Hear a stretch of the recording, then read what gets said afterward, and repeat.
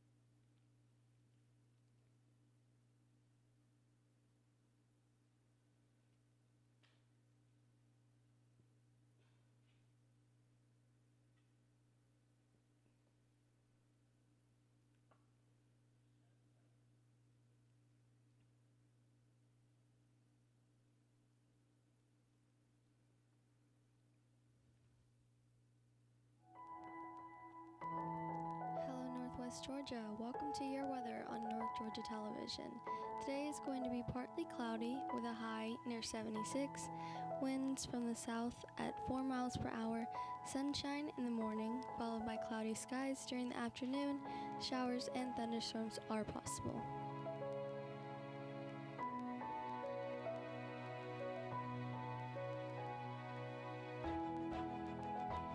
And here's a look around the region. Calhoun at 50, expect a midday temp of 69, then 75 this afternoon. Chatsworth, 50, 69 at midday, then 74 for the high.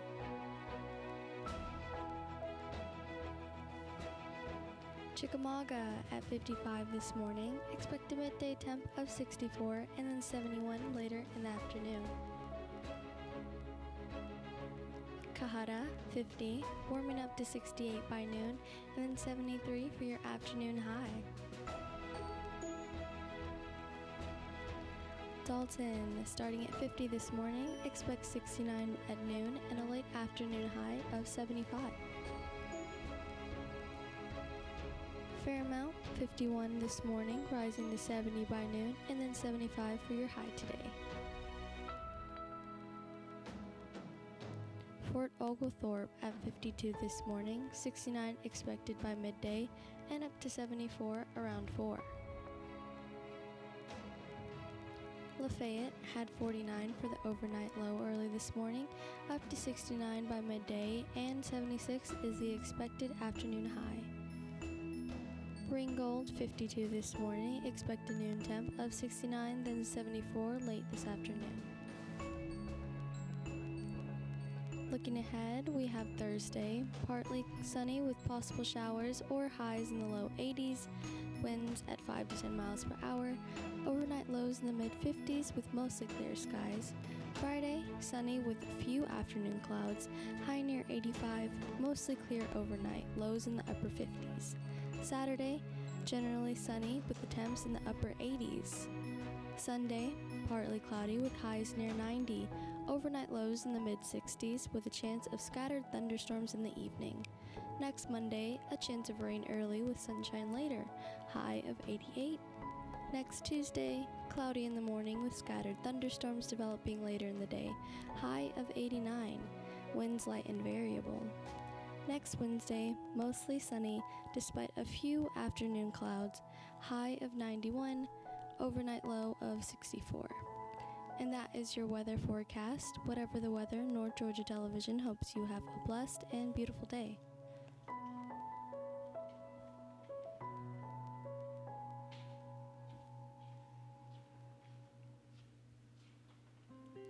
And here are the local obituaries.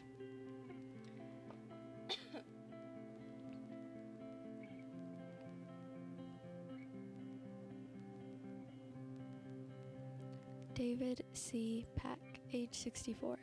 David Pack of Calhoun passed away Saturday, May 11th at his home. A celebration of his life will be held on Saturday, May 18th at 4 p.m. from the Chapel Thomas Funeral Home with Deacon Joseph O'Neill officiating. The family will receive friends on Saturday from 2 p.m. until the service hour. Jason Boyd West, age 33. Jason West of Armuchee, Georgia, passed away on Wednesday, May 8th. Jason was an Iraq War veteran serving in the United States Army's 101st Airborne. Funeral services will be conducted Wednesday, May 15th at 2 p.m. from the Chapel of Thomas Funeral Home with Reverend Dwayne Scheidiggs officiating. Burial will follow at the U.S. National Cemetery with military honors. Mr. Melvin Blaylock, age 69. Melvin Blaylock of Atlanta, Georgia, and formerly of Dalton, Georgia, passed away Friday, May 10th. Service will be held Thursday, May 16th at 1 p.m. at St. Mark AME Church in Atlanta. The family will receive friends at Willis Funeral Home on Wednesday evening from 5 until 7 p.m. with Bishop Benny Tibbs officiating. Russell E. Arnold, age 79. Russell Arnold of Chatsworth passed away Sunday, May 12th at his residence. Funeral services will be Thursday, 2 p.m. at the Chapel of Sean Chapman Funeral Home with Reverend James Taylor officiating. The family will receive friends at the funeral home Wednesday, 5 till 9 p.m. Arrangements made with integrity by the Sean Chapman Funeral Home and cremation services. Denise Sanders Higgins, age 63. Denise Higgins of Chattanooga departed this life Friday, May 10th. Graveside services to celebrate the life of Denise will be Wednesday, May 15th at 2 p.m. at the Forest Hill Cemetery. Arrangements by Ponders Brainerd Chapel, Chattanooga, Tennessee.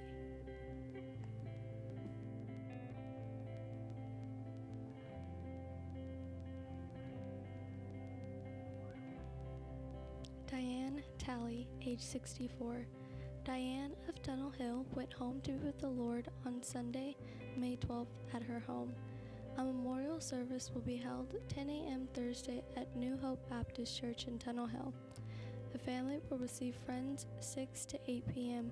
Wednesday at Heritage Funeral Home.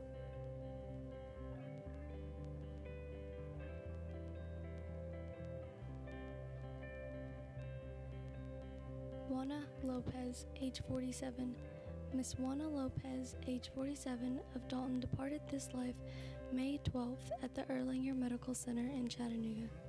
Mass of Christian burial will be celebrated on Wednesday, May 15th at 10 a.m.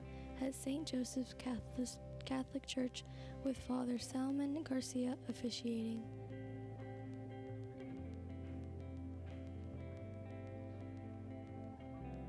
Bradley Smith, age 64. Bradley Smith of Dalton passed away Sunday, May 12th.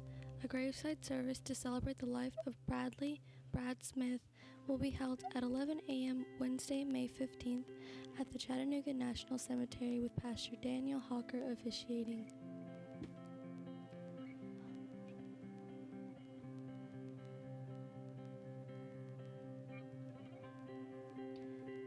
Rachel Morgan Maynor, age 85. Rachel Maynor of Dalton passed away Monday, May 13th at Hamilton Medical Center. The funeral service will be held Thursday, May 16th at 2 p.m. at the Pleasant Grove Chapel of Julian Peoples Funeral Home with Reverend Chris Mullins officiating. The family will receive friends at the funeral home Wednesday from 5 p.m. until 8 p.m. Burial will be at the Whitfield Memorial Gardens. Mary Sutton Dutton, age 83. Mary passed away Monday, May 13th at Cartersville Heights. The family will receive friends at Max Brannon and Sons Funeral Home on Wednesday, May 15th from 3 p.m. until 6 p.m. The funeral service will be conducted on Wednesday, May 15th at 6 p.m.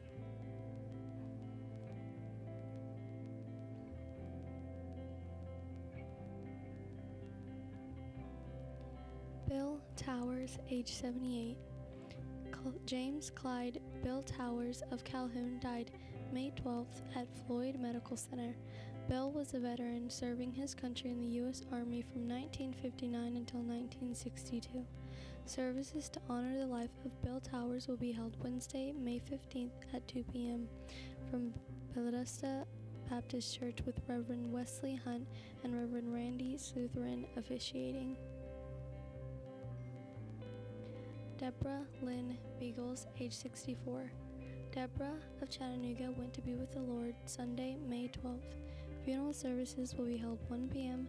Thursday at Heritage Funeral with Pastor James Rushing and David Stansel officiating. Interment will be at the Lakewood Memory Gardens. Family will receive friends 5 to 8 p.m. on Wednesday and 10 to 1 p.m. on Thursday. And those are your obituaries. Stay tuned for your local news.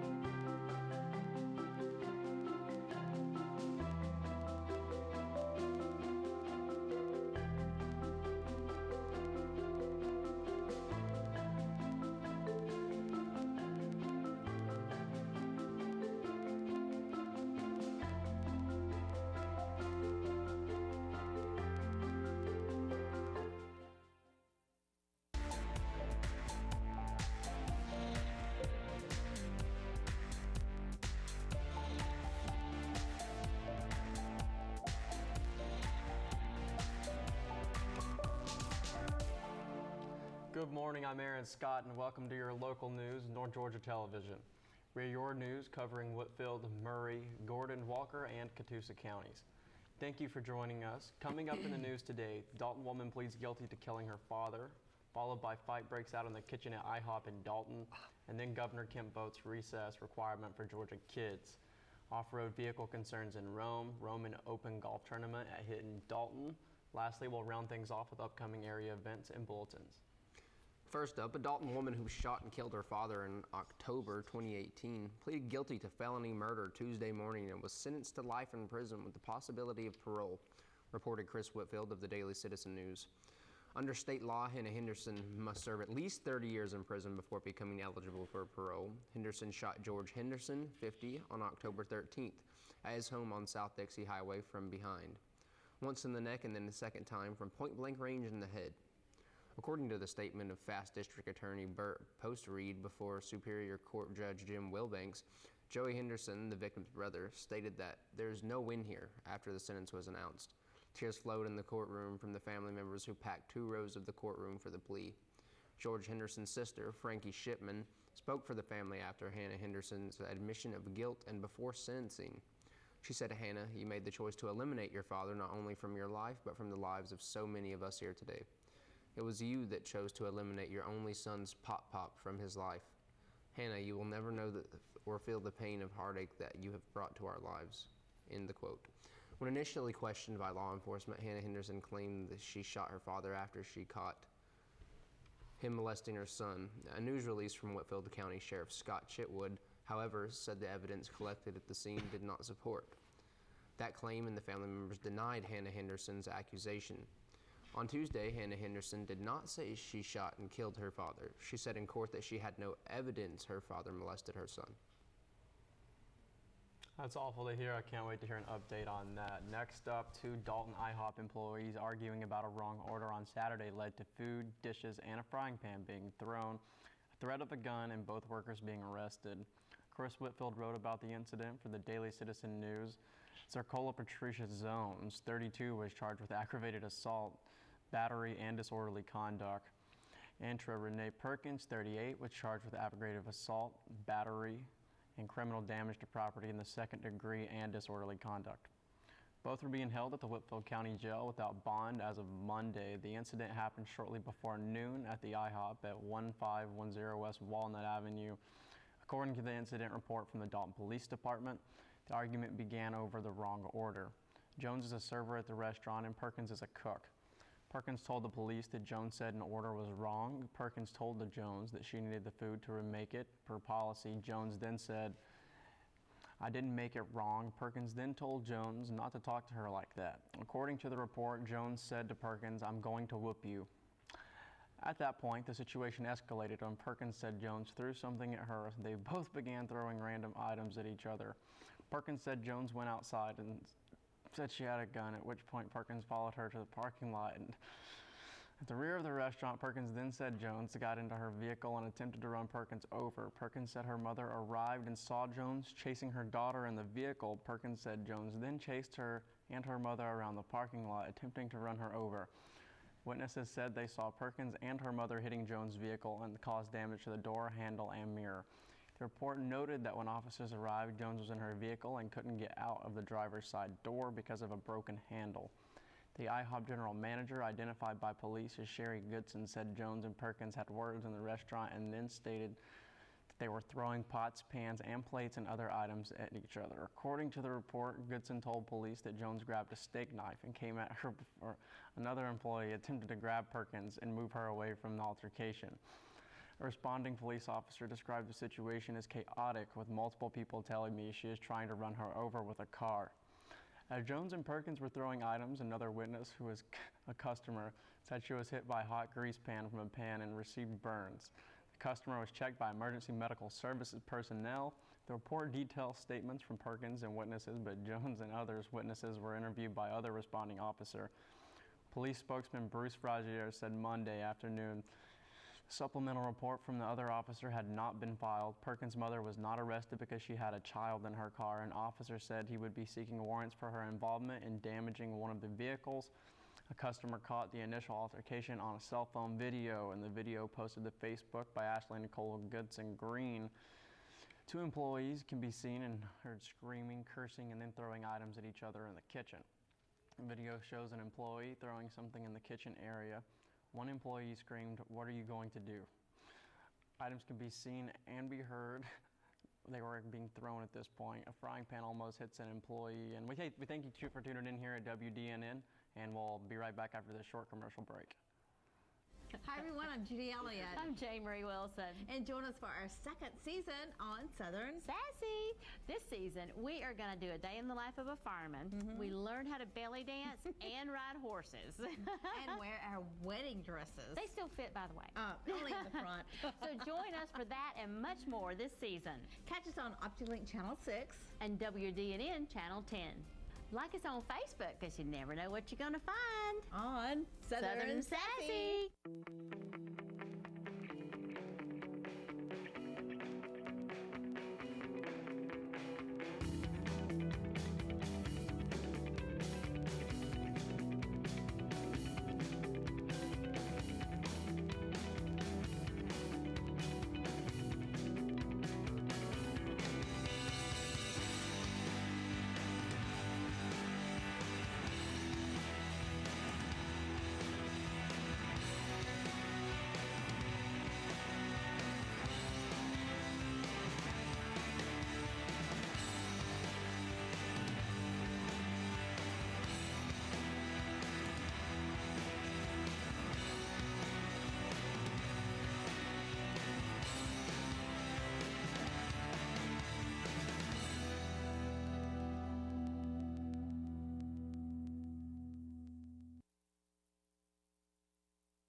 First Bank of Calhoun and First Bank of Dalton are proud to serve our communities, providing the products you need plus the personal service you expect from your hometown bank. We offer the latest technology like customized instant issue debit cards, InstaPay, and more. And with our experienced First Elite bankers, switching to First Bank has never been easier. Stop by and see what sets us apart. First Bank of Calhoun and First Bank of Dalton. Your bank for life. Member FDIC. I am Ron McKinney, pastor of Kinsey Drive Baptist Church in Dalton, Georgia. KDBC has been the birthplace of several Christian organizations. It was the birthplace of Christian Heritage School 30 years ago, and through the Academy of Fine Arts, Labrie Symphonic Orchestra was founded by KDBC members Gene and Betty Lindauer. The ministry of KDBC reaches around the world with the missions of To Every Tribe Ministry, and I was a founding member of North Georgia Fellowship of Christian Athletes in 1992. Majesty is the longest running television program on North Georgia television. For 28 years, we have faithfully proclaimed the doctrines of grace. Kinsey Drive Baptist Church welcomes you to visit at 2626 Kinsey Drive on Sunday morning at 11 a.m. Our website is kinseydrivebaptistchurch.com. To God be all the glory.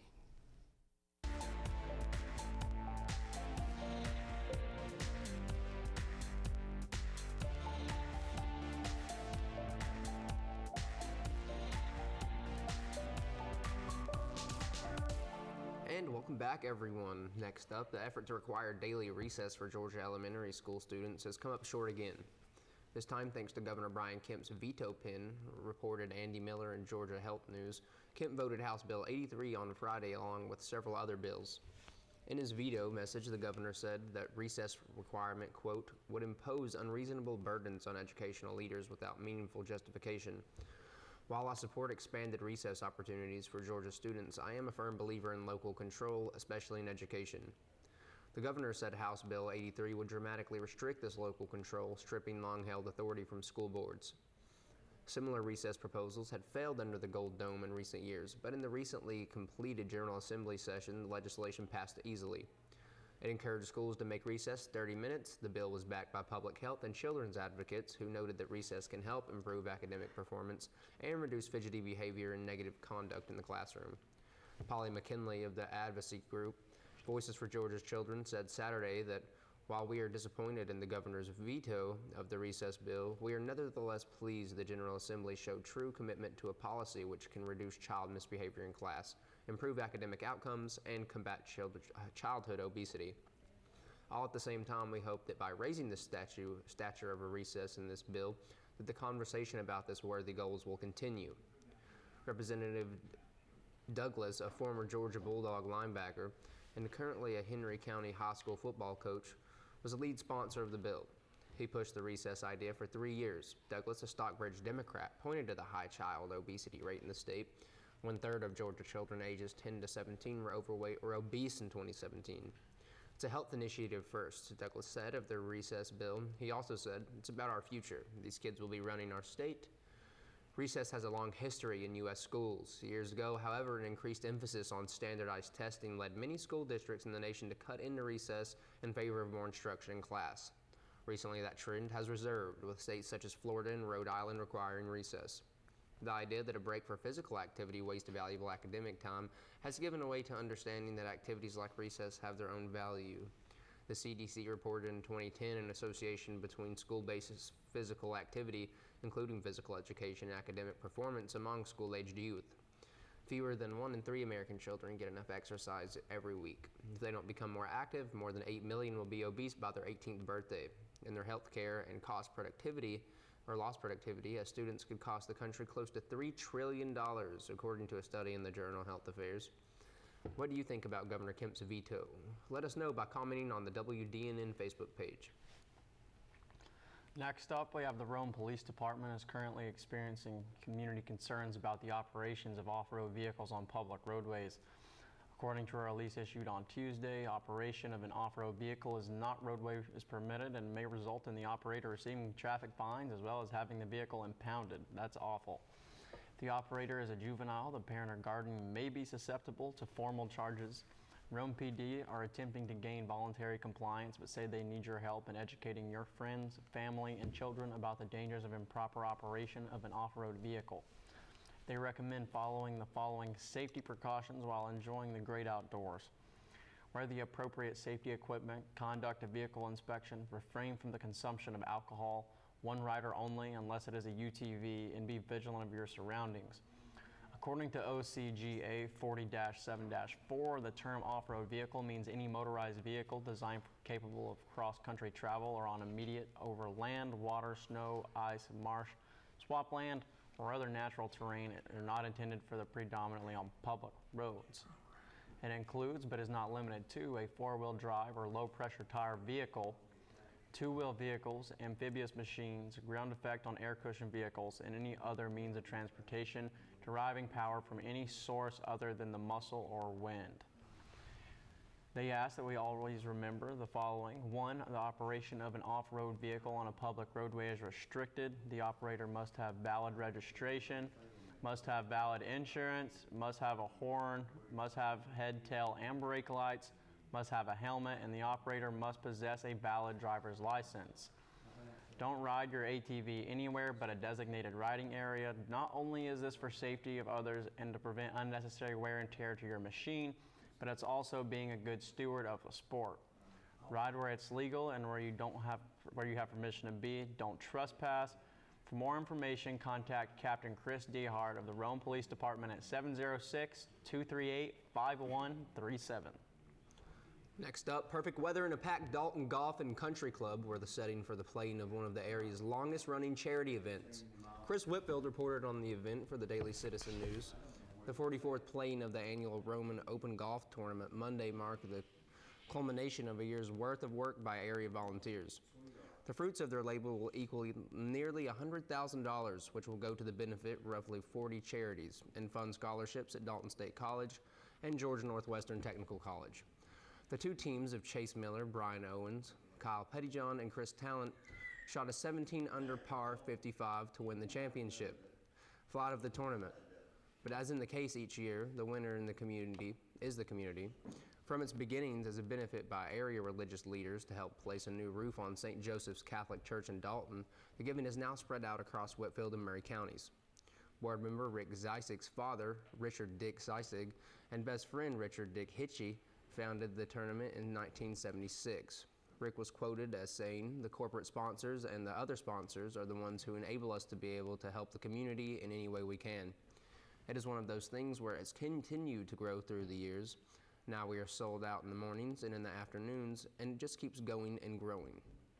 Monday's playing of the tournament was marked by 3 full flights in each session, and because of the rain over the weekend, the course was well saturated in many areas, and players were forced to play cart path only golf, making for an extended round. President James Gordy said the pace of play was a concern, but with as many people who participate in the tournament, it is difficult to make things much faster. Gordy said, "Every year we are trying to tweak it to make it as good as an experience as we can. Because we are so successful at getting a lot of players out here, we don't want it to be unenjoyable in any way. We want to make everything an enjoyable experience for our players and for our sponsors. We had a great turnout and great sponsorships, and it was a wonderful tournament." North Central Television salutes all the players, sponsors, and organizers of the Roman Open. Well done. Now for upcoming events and bulletins. Today in Walker County Civic Center celebrates Senior Citizens Day starting at 10 a.m. This year's event will have an American patriotic theme along with great food and entertainment. There will be bingo. That's exciting. Next we have Dalton State College is hosting 7 STEM-themed camps this year, and registration is now open. Summer camps at Dalton State aren't just about learning science, they're about doing science. Returning our annual favorites, Steam Stomp, Critters, World of Science, and Nature Exploration. Girls in STEM will have 2 sections this year, an all-day camp for middle school girls, and Girls in STEM Junior, a half-day camp for elementary school girls. New to the selection this year is an Engineering Explorers Camp, which will include robotics. If these camps appeal to you and your kids, don't wait too long because spots will fill up fast. For more information or to visit www.daltonstate.edu summer camps. Well, I'm Aaron Scott. We thank you for tuning in here at WDNN this morning, and stay classy, Dalton.